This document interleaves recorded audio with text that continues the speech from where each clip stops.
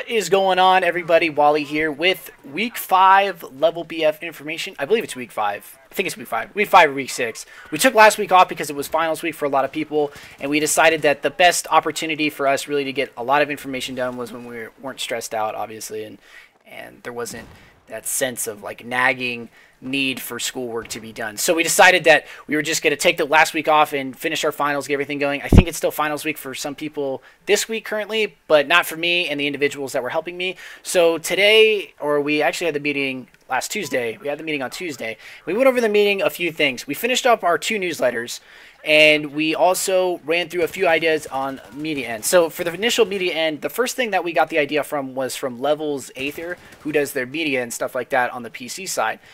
Basically what they want from us and what they've kind of like said that it would be a good idea, and we definitely agree with them, would be to do like an intro montage kind of frag movie from either a lot of individuals or a few certain individuals, doesn't really matter, but basically just to build awareness and exposure for the tournament of a level, like a level 32v32 season tournament exhibition type thing. That's what we want to do. So we're kind of working on that, but our idea for that is to take footage from the squad leaders, like quick 30-second clips from the squad leaders, and we just have them send it to us, and then we just put it all together, put some music to it, and basically we introduce the teams and the squad leaders kind of like that.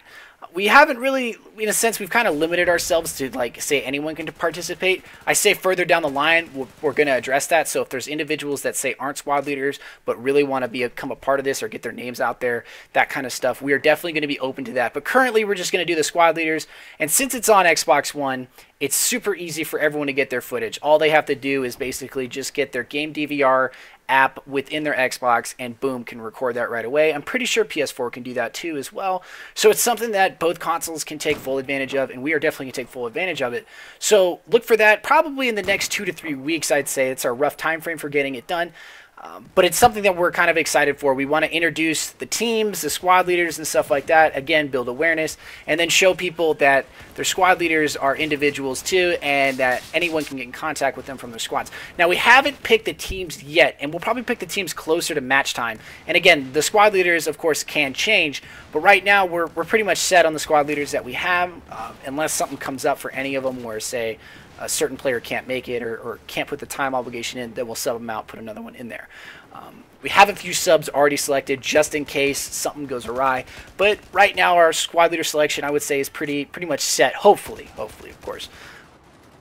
Furthering on the point of the media thing, they want us to do like an after montage kind of movie after the 30v32 event. Maybe we're going to practice with the practice games, of course, and then after the actual event itself, we're going to go in and use it as more or less a sense of, I guess we're going to use them as montages to build awareness for the next events. So it's kind of like we have a 32v32, and then bam, we get a little group together and then highlight from the game, attach some cool music to it, whatever, and then it builds awareness and hype and excitement really for the next game and stuff like that. And we want to do that after every single game. It shouldn't be very hard to do. Of course, I say that, but I mean, I do very easy editing. I just do trims and you know, I just put footage together. Very simple. I mean, you guys see my footage. I record like 4 or 5 games and then edit out the deaths and then put it up pretty much. Pretty easy.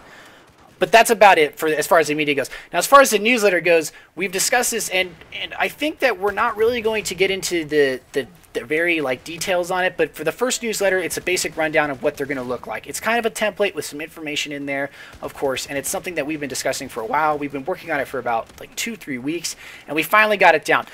There's going to be a second newsletter that goes out to squad leaders, admins, and media guys.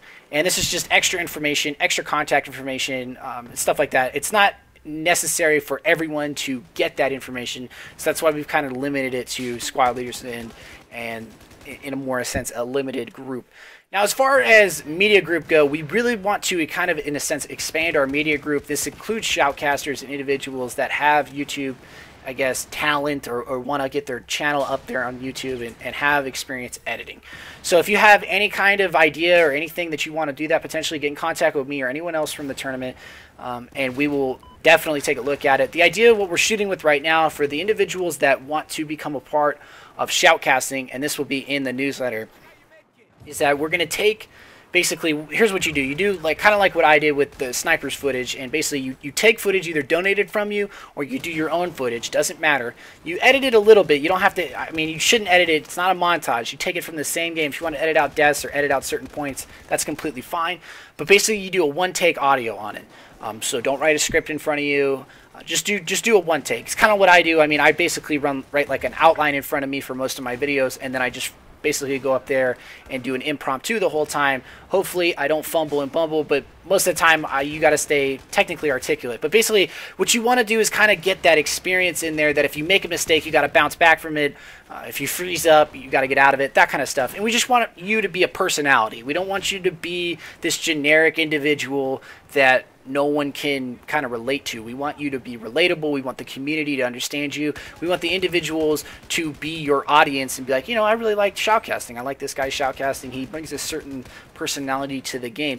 And I think that's something that Battlefield could use, especially on the console side. The guys over in Call of Duty do a very good job. Now, a lot of people will probably disagree with me, but I think Mendez and Benson did a great job at London, even though they were kind of, I guess, to say, not as experienced and knowledgeable about Battlefield and all of its terminology, but an individual from the Battlefield community wouldn't have that problem. So he wouldn't be calling a cruise missile a tow missile and stuff like that. Now, not that I'm taking a shot, but I think there was a few complaints that I heard about that, and I just want to alleviate that right now. We want individuals from the Battlefield community.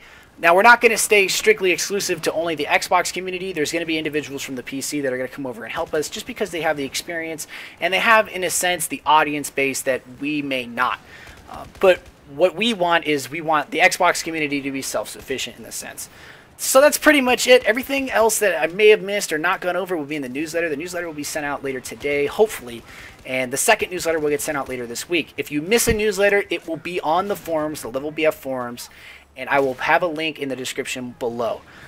That's pretty much it for the video. And then basically tomorrow I'm going to be doing a 24-hour live stream to build awareness for the cheese epidemic that is currently gripping the United States of America and Canada and Mexico and Europe and the whole world basically. So if you guys want to come in and support my channel, I'll be streaming all day. I'm going to start right around noon, 1 o'clock Pacific.